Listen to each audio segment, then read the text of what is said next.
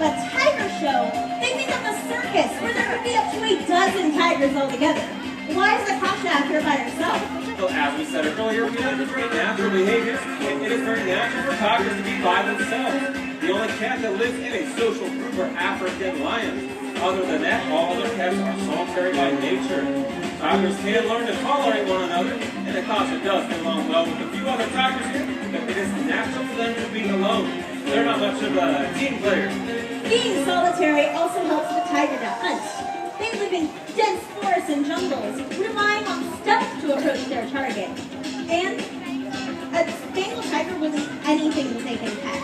But their primary prey consists of wild pig and sandbar deer. It's a bottle. Mike, so do tigers ever climb trees going after their prey? And if they're so athletic, couldn't they just climb right out of here?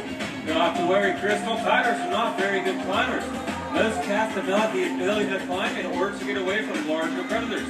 Tigers don't traditionally have any larger predators to get away from, so have never adapted to climbing. Their claws are only about 1 inch to 1.5 inches long, and in comparison to the rest of that big body, that's not very big.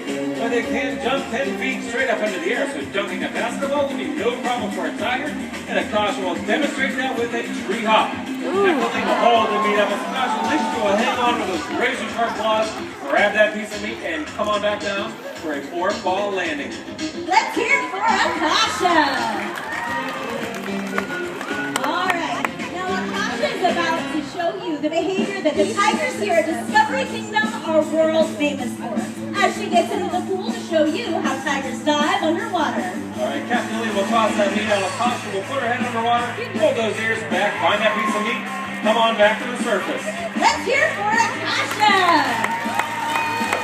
That's incredible! Why isn't this something we see more often? Well, as you can see, tigers naturally love the water. It's just that most of the zoos and animal parks don't have the facilities necessary to demonstrate this awesome behavior. And I don't think any documentary filmmaker would want to go scuba diving where tigers are hunting.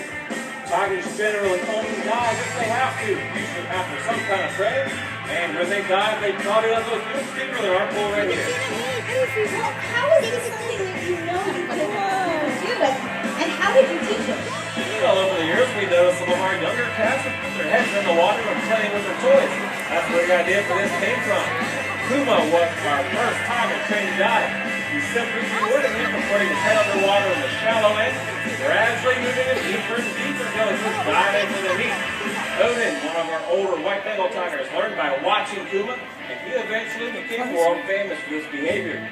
Here at Six Flags, we have trained 5 tigers to dive. Natasha is the very first female to learn this behavior. Thank you, goodness. Peter Mike, you know what you could do to help endangered animals like the tiger. One way to get involved is to support organizations that directly help the tiger. On the screen above, you can see the websites of 2 great organizations that are involved in the conservation of this amazing animal. And by donating your time and money, you can make a big difference in the survival of endangered animals like the tiger.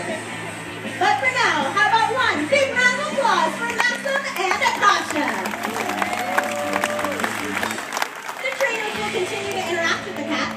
And if you have any questions, I invite you down to the lower sea levels. We'll be hanging out by the fence to answer any